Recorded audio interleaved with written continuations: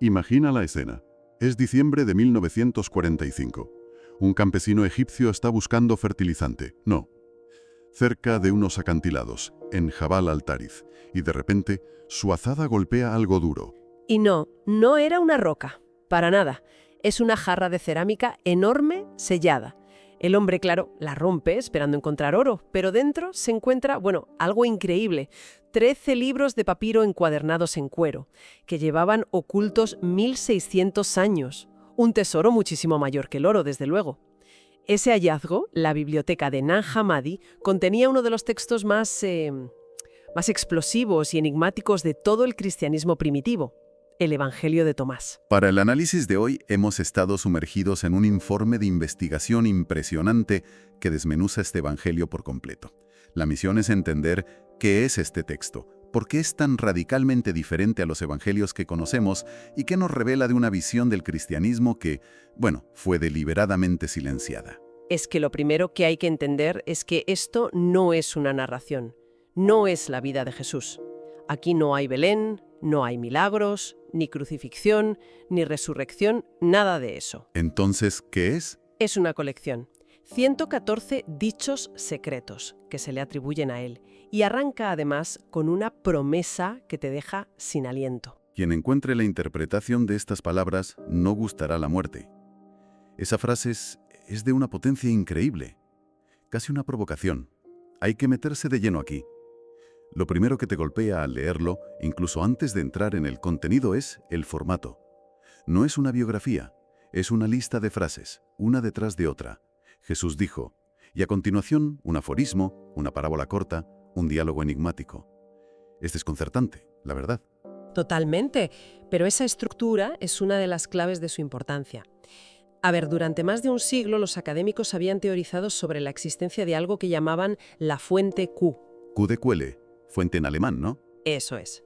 Se suponía que era un evangelio perdido, compuesto solo por dichos de Jesús, y que Mateo y Lucas lo usaron junto con el de Marcos para escribir los suyos. Claro, por eso Mateo y Lucas tienen tanto material en común que no está en Marcos, sobre todo dichos y sermones.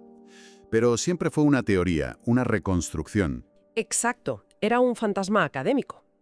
Y de repente, en 1945, aparece el Evangelio de Tomás, y demuestra que ese género de evangelio, el evangelio de dichos, existió de verdad. Que no era un invento. Para nada. Y pone el foco no en lo que Jesús hizo, en su muerte y resurrección, sino en la sabiduría que impartió, en lo que dijo. O sea, cambia el centro de gravedad por completo. Y tenemos pruebas físicas de que es un texto muy antiguo, no es un invento tardío. El manuscrito completo de Nag Hammadi está en copto y es de alrededor del año 340. Pero es que medio siglo antes de encontrar esa biblioteca, en Oxirrinco, otro lugar de Egipto, ya habían aparecido fragmentos del mismo texto, pero en su griego original. Su propia historia.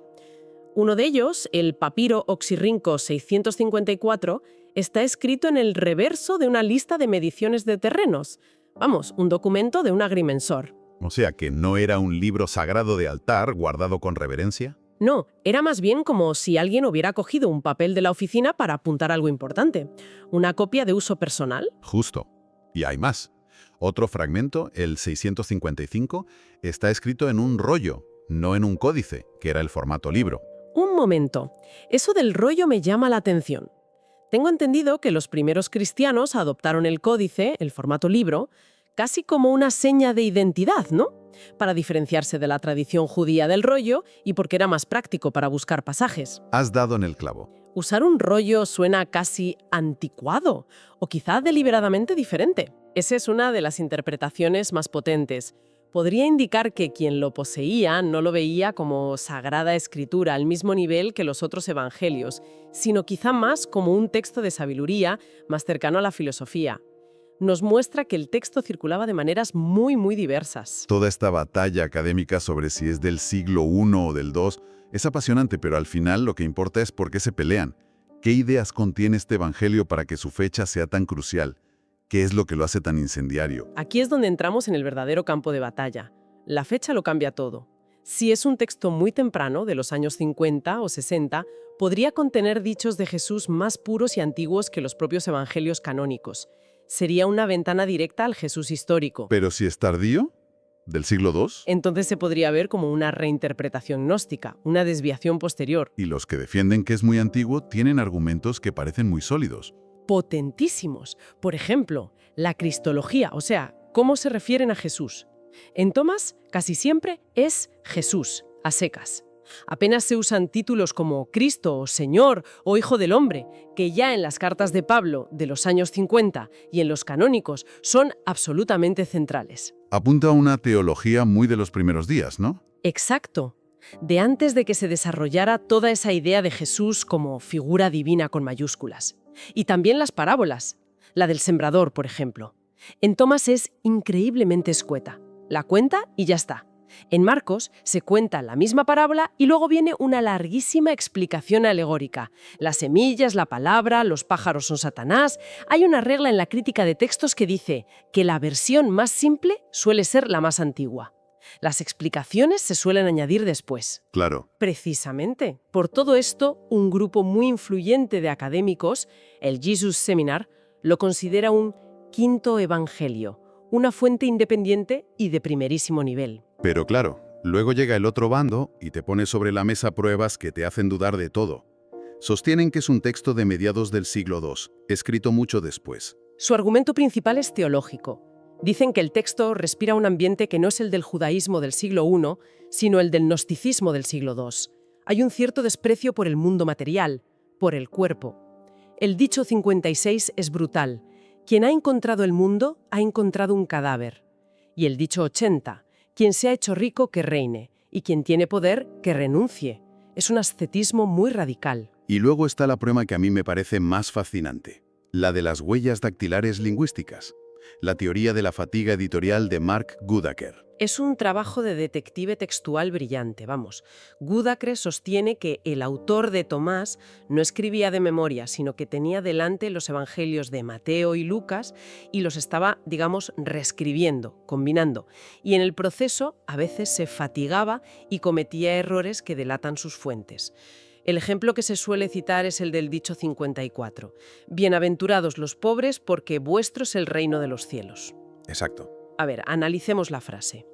La expresión reino de los cielos es una marca de la casa de Mateo, el único que la usa. Cierto. Pero la segunda parte, porque vuestro es, dirigiéndose a la gente, es la formulación exacta de Lucas. Mateo dice de ellos es. Lo que Goodacre dice es que el autor de Tomás ha cogido el inicio de Mateo y el final de Lucas y los ha pegado. Y si mezcla Mateo y Lucas, por definición, tiene que haber escrito después de ellos. Un momento. Esa teoría es muy inteligente, pero ¿no podríamos darle la vuelta? ¿Y si Tomás escribió esa frase primero, y luego Mateo y Lucas, por separado, la adaptaron cada uno a su estilo? Asumir que Tomás es el que copia me parece un poco precipitado, ¿no? Es una objeción excelente y es el nudo del debate. Lo que argumentan los defensores de la teoría es la improbabilidad de que esa combinación se diera de forma natural. Sostienen que el patrón de mezclas a lo largo de todo el Evangelio es tan consistente que la explicación más sencilla es que Tomás es el editor, no la fuente. Pero tienes razón, no es una prueba irrefutable. Entonces nos quedamos en un callejón sin salida, primitivo o tardío. Quizás la pregunta está mal planteada. Quizás no es o lo uno o lo otro, sino ambas cosas. Y aquí es donde la teoría de la historiadora April de Konig, la del corpus rodante, me parece que arroja muchísima luz. Corpus rodante. Sí. Ella propone que Tomás no se escribió de una sentada, que empezó como un núcleo muy pequeño de dichos muy antiguos, quizás de los años 30 o 40. Una primera versión, un Tomás 1.0. Eso es. Y que a lo largo de décadas la comunidad que usaba este texto le fue añadiendo capas, como una bola de nieve. Se añadían dichos, se editaban otros, y las capas más externas, las más tardías, serían las que tienen ese sabor más gnóstico del siglo II. Esa idea tiene mucho sentido, porque explicaría todas las contradicciones. Vale, entonces, dejando la fecha a un lado un momento, ¿cuál es el mensaje central? ¿En qué consiste esa teología tan distinta? La palabra clave es gnosis, que en griego significa conocimiento. Pero no es un conocimiento intelectual de libros, es un conocimiento interior, una revelación. Para Tomás, la salvación no llega por creer en un evento histórico externo, como la muerte de Jesús en la cruz. Sino por... Llega a través del autoconocimiento, de descubrir y reconocer la chispa divina que, según este evangelio, reside dentro de cada persona. El dicho número 3 lo deja meridianamente claro. Dice: el reino está dentro de vosotros y fuera de vosotros.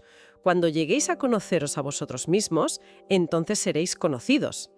El reino de Dios no es un evento futuro, es una realidad presente, un estado de percepción al que se puede acceder aquí y ahora, pero que, como dice el texto, la mayoría de la gente no ve.